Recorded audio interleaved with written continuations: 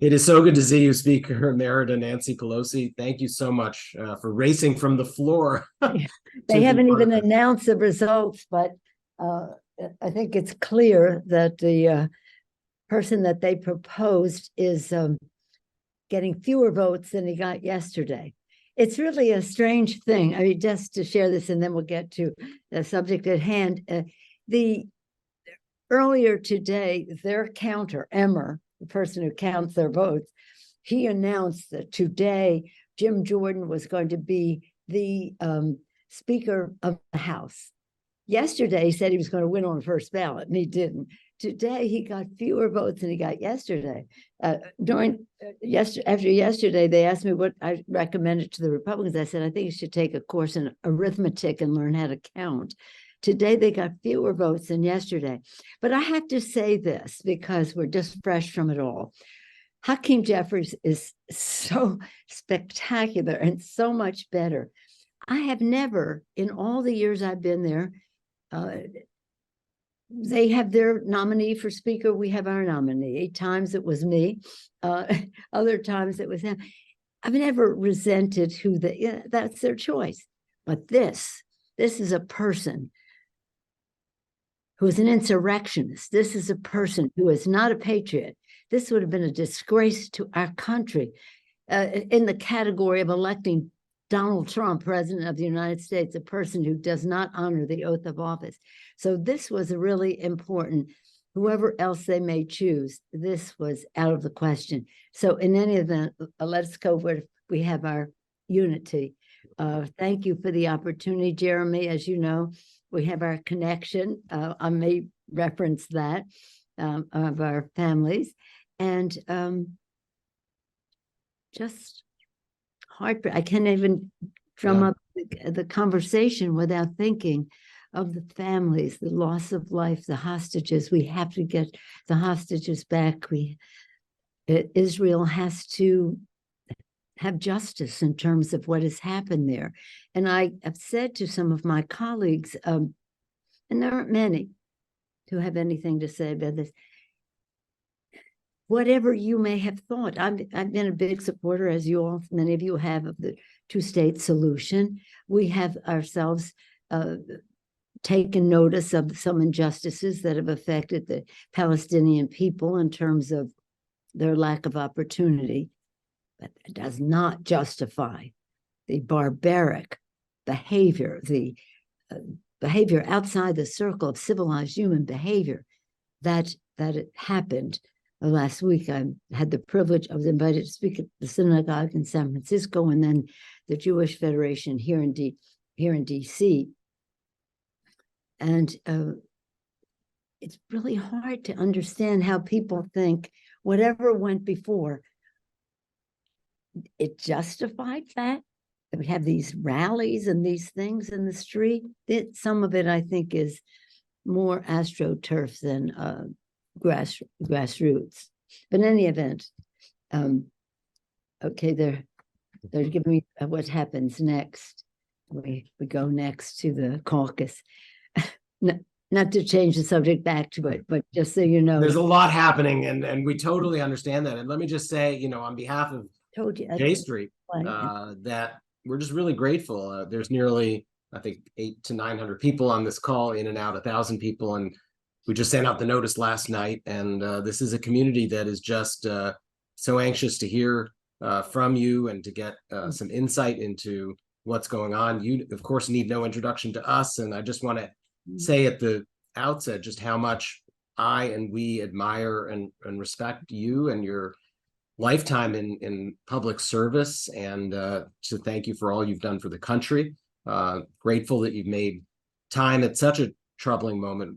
As a family, J Street has really felt the pain of this past week and a half. We've all lost friends and family, and now many of our families, including our staff's family, are called up for duty.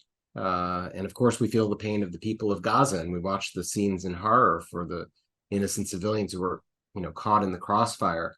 And as you mentioned, we've been intending to have a conversation about our family connections, and I'd like to get to that towards the end, because it's an interesting, it's interesting to think about where we were 100 years ago, or close to 100 years ago, when our fathers were working together to try to save Jews from Europe and try to create a state. And we'll come back to that because it's an interesting story. But I do want to get your opening thoughts here on, the president's just been to Israel. I think probably wheels up by now. Their visit wrapped up with a speech and new commitment of humanitarian assistance, which is terrific. And of course, he's been amazing in terms of his support for Israel and for the Israeli people. But what's your advice to him as president? What should he do? What should the United States try to do as a matter of policy in this moment? What can it do? Well, Jeremy, thank you for the invitation to be with you in J Street today. Thank you for your leadership and your love of Israel. A country, our president really needs no advice. He has been so remarkable on this. I said to one of the groups I spoke to recently, I said, he's been doing this certainly since he went to the Senate.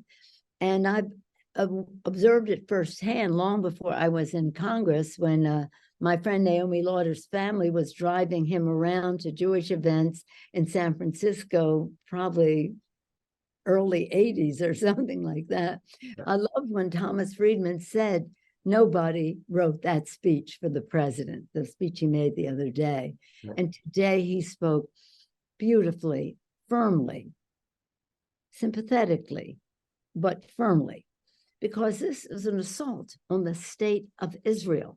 And it's a horrible humanitarian, horrible thing that Hamas did. But remember, it's an existential assault on the existence of the state of Israel. And it has to be addressed. And also, so as far as the president is concerned, I don't think he needs any advice. I couldn't be prouder. He's led us beautifully on this. And it's who he is. That's just what his orientation has been: loving Israel, respecting Israel, understanding our shared values, our strategic security interest. And as he even spoke today about the qualitative superiority of Israel is important to us, our shared values important. And again, his sympathy for the people of Gaza and as you mentioned, now, you remember, we're getting this on the phone as we're sitting there. I did see the president's speech before we went in there. And on the phone, we also saw that our intelligence has indicated that Israel had nothing to do with the bombing of the hospital. Others object to that. We just, with all of it, have to get the facts. And whether they're talking about certain things they think the Israelis did they or didn't, why are we, let's not get ourselves emotionally involved in something that Israel may not have even done. But I tell the story of, I told it last night on TV, in fact. When I went to Israel, you don't want me to talk about our fathers until the end, but this is when I went to Israel one time as speaker, and I went to visit the hospital run by Hadassah, and it's beautiful and wonderful and all that. And they told me that just like a few days before, there was a Palestinian assault in that area, and people were hurt. Jews were hurt, and Palestinians were hurt. And the hospital treated them the same. And they said, we treated both the same, the Palestinians and the Jewish people. We didn't treat the Palestinians differently because they were Palestinians. We treated them because we are Jewish. The values, the humanitarianism, the compassion. And that's what I keep saying to people. This is who Israel is. This is who the people are. So let us have faith and trust, but respect the tragedy that has befallen them, and the lives that have been lost, and the hostages that have been taken, and the damage that has been done. But let us remember, our friendship is based not only on security, but on our shared values as well. And I think that's been an important part of the president. Just to say, hooray, you've done a great job. Thank you. Right. No, it's been really important, I think, for the president to emphasize that as Israel does respond in a just manner to this horrific attack, that bearing those values in mind is really important. It is a democracy. It has democratic values. That's part of the basis of our relationship. And the response has to be in accordance with those rules of war. They have to be in accordance with our democratic values. And that's part of, I think, in the J Street world, the importance of holding both of these thoughts at the same time, because we are all so close to Israel and our families and friends, they're there, and we know what a horror they're going through and the anger and the pain. And at the same time, we understand the Palestinian people are not Hamas, right? Hamas is a horrific terror organization that has embedded itself within the civilian population, but that's the fight isn't with the Palestinian people. And I think the president's done a really good job on that as well. Well, the fact, though, is that Hamas is dedicated to the destruction of the state of Israel. So exactly. People have to remember that this is again a threat on the existence and an assault on young people having a rave that night. I mean, just the brutality of it all. In my view, and what I've seen some others say, designed to evoke a response that would evoke a response from the Palestinian world. So sympathizers. So there has to be, have to be just and steady and bring some solace to the people who've lost their loved ones. We can't say to them, well, that was that, now we have to move on. No. They lost their loved ones, they lost their children, they lost their parents, they lost their babies. This has to be addressed. It has to be addressed. But properly addressing who did it, not those who may want to rally in favor of the Palestinians. Hamas is terrible. I never was in favor of them having the election when President Bush called for the election. And what was the early 2000s? And when that election happened and Hamas won, we can't interfere in elections. But wait a minute, there was a chance Hamas was going to win. And they did. I went to see Perez. I loved him so much. And we were friends. And I went to see him. And I said, oh my gosh, then he said, Nancy, I see everything as an opportunity.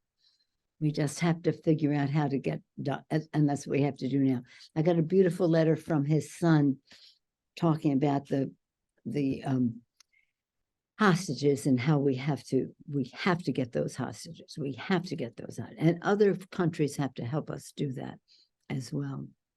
Right. And the Paris Center actually has a whole operation that is set up specifically on that question. And I think Jaime reached out to you for help with that. That's terrific. They have, I was just with them in a conference in Europe where we met, and he, of course, I loved seeing him because I loved his father so much and love the work that he's carrying on. And then following up on that, sadly, we didn't know we'd be following up on that, but he gave me some guidance on how we can be helpful and share that with my colleagues.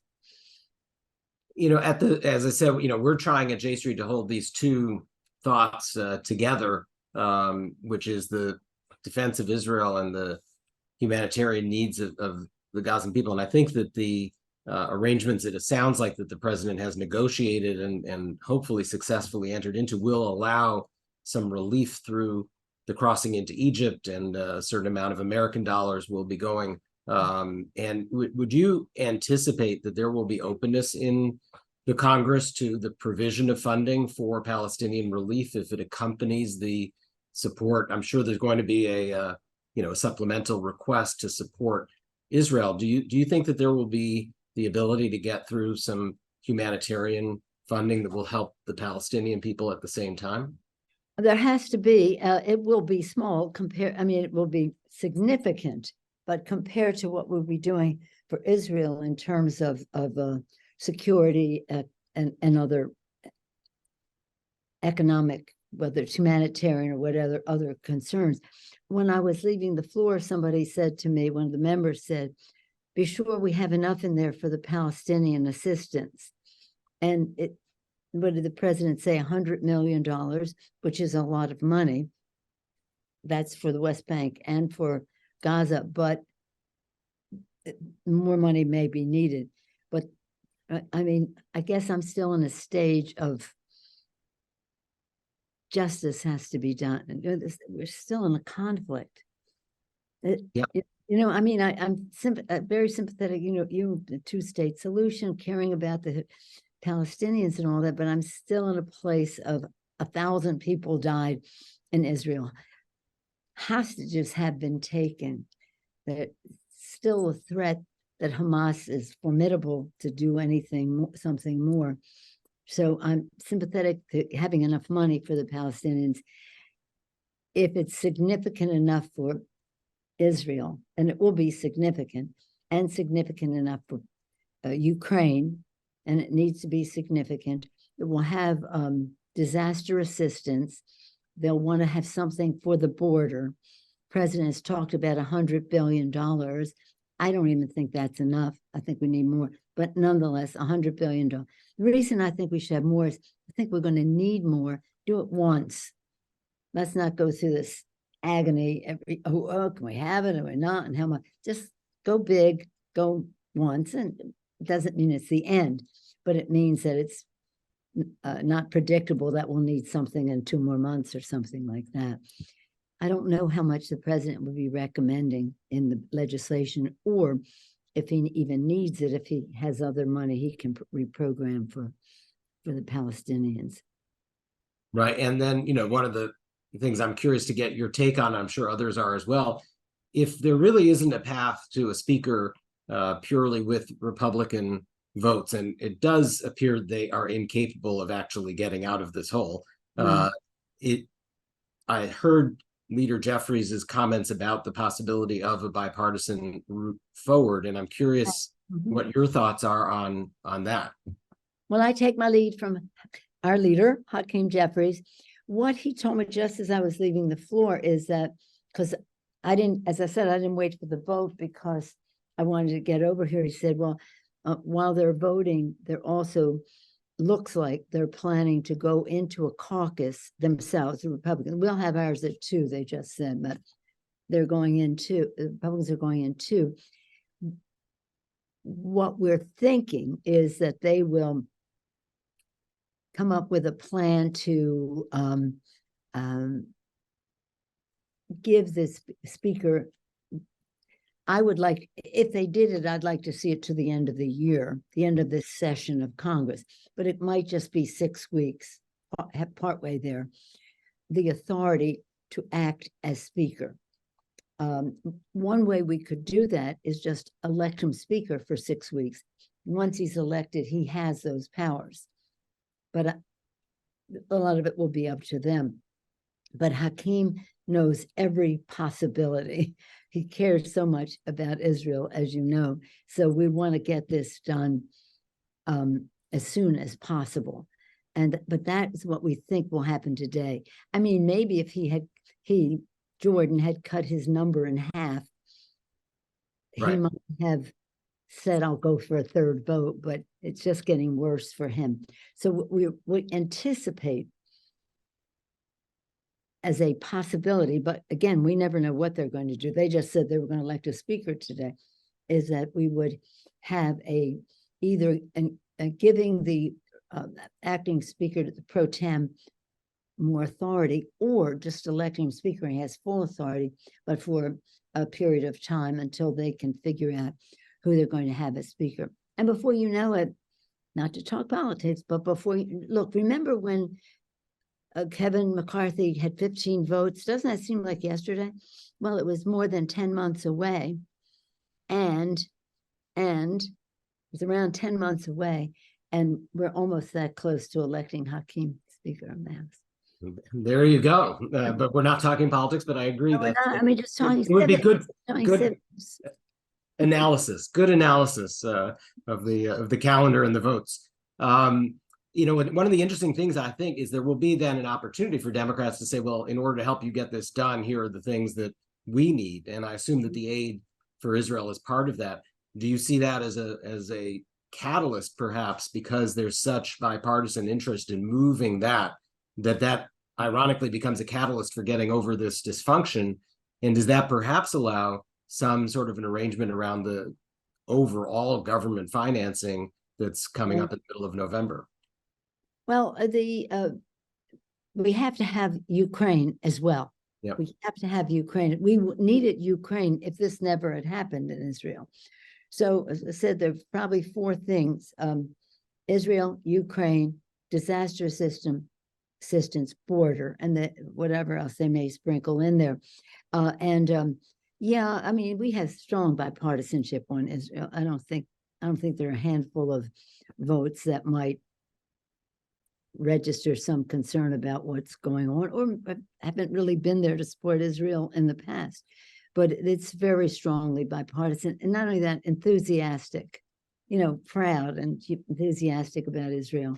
And this terrible situation only draws us closer. As the president said, as long as you're here, we're here. That's the way it is. So, hopefully if we could do that.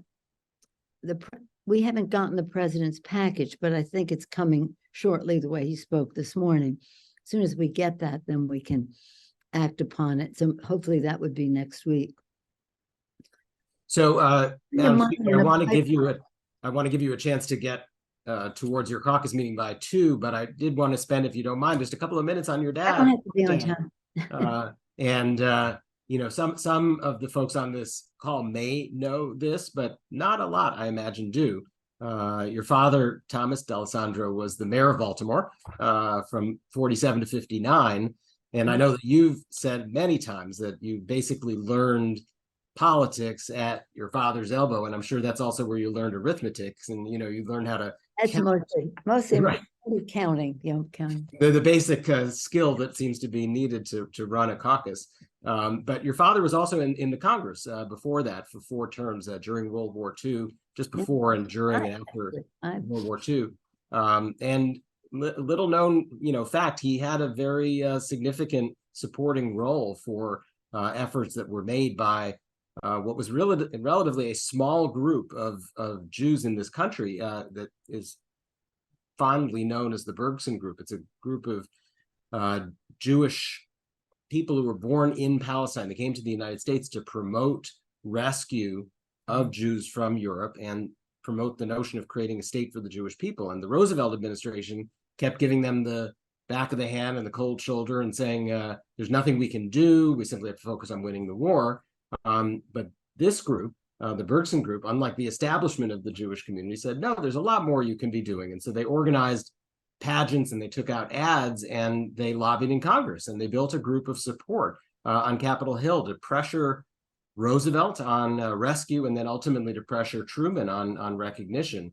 And my father was the executive director of the group in a couple of its different iterations. And your father was very much one of their staunch allies. So I'm curious what you grew up knowing about that part of his legacy.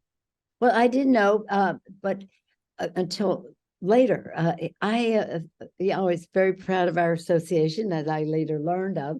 But the thing is my father, Italian American, one of the earliest Italian Americans to go to Congress. But when he was a teenager, he was a Shabbat Goy. So he would go and light the fire. As I understand, that's what happens on the Sabbath. And so he learned Yiddish. So when he started running for office, when he was like 21 for state legislature and then city council bigger and then Congress, especially the Congress piece of it, he would go out there and speak Yiddish at these pageants, rallies, and parades on that. And when he went to Congress, he would stand, you can see the speeches as a matter of record. He would stand up on the floor of the House and say, Mr. Speaker, it was just Mr. then, Mr. Speaker, I rise as a member of the Hebrews Men's Army. And then he would talk about and quote other records that showed that and this was in the early 40s when he spoke about, he said, Mr. Speaker, in the essence of his remarks, that 2 million people have been killed already in Europe, at least, because of what they believe, because they are Jewish. This information is well known to the administration and in the archives of the State Department. That was a real challenge to the Roosevelt administration. He worshipped at the shrine. You Right. Italian American from Little Italy in Baltimore, Democrat, Right. worshipped at the shrine of Franklin Roosevelt, and this was an assault because it was an accusation. At the same time, calling for the establishment of a Jewish state of Israel in Palestine. So those two things, as you mentioned, as the agenda, largely the agenda, but obviously other issues that pertain to the community were important. But those two goals: do more for the Jewish people in Europe and establish a state. So it was always, I didn't really find out too much about my father. I do remember when I read the Diary of Anne Frank in the late 50s, this is a long time ago, I said to my parents, what did you do about this? What were you doing about this? And they were like, well, we did the best we could. But it wasn't until I went to Israel as speaker the first time. I had been to Israel before that, but the first time as speaker, where the Jerusalem Post wrote this big article, Nancy Pelosi comes by her support and love of Israel naturally. And they told the whole story about my father. And then I saw the speeches and the rest of it. But when you think of it, when you think of the anti-Semitism that was in our own country way back when, like in the 30s, when he was first elected to Congress, and you see some of it now, you know that we have some work to do. And some of the work we have to do, maybe what happened in Israel will give us an opportunity for people to understand that this has no place in our society. I mean, I have more Jewish grandchildren than anybody in Congress. Did you know that? Okay, are you sharing? Nita Lowey beat me out for a while, but then she left, so I'm back on top. I don't know if do you have the same number as the president, though? The president may have you beaten there. He has a significant number of Jewish grandchildren as well. So, President Biden? Yes, yes. So, yeah. So I hope so. It's a record. I hope that he has an Italian American wife, as you probably know, yes, as well. So we all love our ethnicity. Yes. Any other questions from your folks? So yeah, no, we are pretty much at time, and we certainly would appreciate any final thoughts you have, particularly about the road forward. I think that we're stuck, of course, in the immediacy of the moment and the horror and the tragedy and the need to find justice, and I totally think that is understandable. And the president spoke a little bit about the rage that one feels, and just ensuring that one isn't consumed by the rage. And ultimately, though, there has to be an end to this. There has to be an end game between Israelis and Palestinians, and Hamas has to be out of the picture. And I understand that, and we as J Street recognize that that's the starting point. Is Hamas can't be part of the solution, but we have to have a vision for the United States as a matter of policy, and for Jews and Palestinians, there has to be something on the horizon that gives them hope. So I'm curious if you, by way of sort of closing things out, want to share some thoughts about your vision of a future. Well, let me just say again, I'm honored to be with all of you. I'm sad to be with you at this time. Thank you, Jeremy, for the opportunity to share some thoughts, but I still can't but get a lump in my throat every time we start to talk about it, just thinking of those families and how they were affected and how it happened. I will say this in friendship, just to be very frank about these things. I have not been a friend of the government of Israel for a long time now. It breaks my heart to see what has happened to the government and how they were undermining the rule of law and the Constitution, changing the court system and its power there. We'll see what happens with that. To see the people of Israel out on the street demonstrating for democracy. Oh my gosh, that was so beautiful. And to have so many in the military say, we fought for democracy, not for this. So I think that we have some of the same challenges in our own country. In fact, on the floor of the House. So I don't say this in any condescending way about Israel. We have the same problem right here on the floor of the House, where a person who was incited the riot in the Congress of the United States against our Constitution, against our Congress, against our democracy, against the building even, a symbol of democracy, is being nominated by these people to be the second in line to the White House. The second, president, vice president, speaker of the House. It's not the third, it's the second in line. So we all have to value what democracy is in our country and in theirs. I hope that it's some lesson to Netanyahu that there has to be more collaboration, or whatever he was doing. Just it is a sign of weakness. Whether or not that provoked the timing of the assault, I don't know.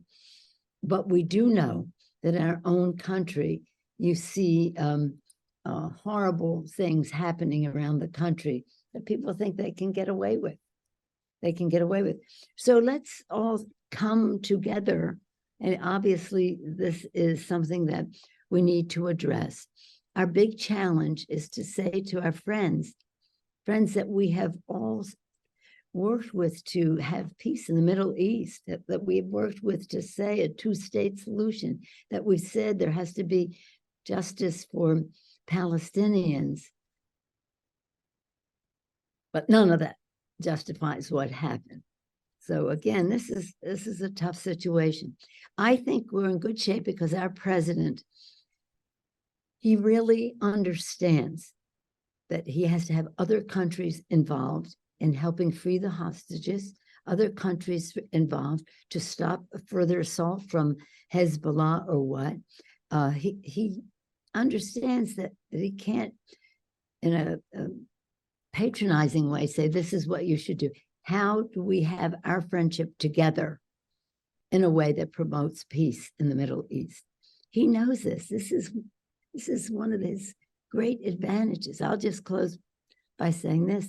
When I was a girl, right, I think my father was still married up, but I was in school, and I went to John F. Kennedy's inauguration.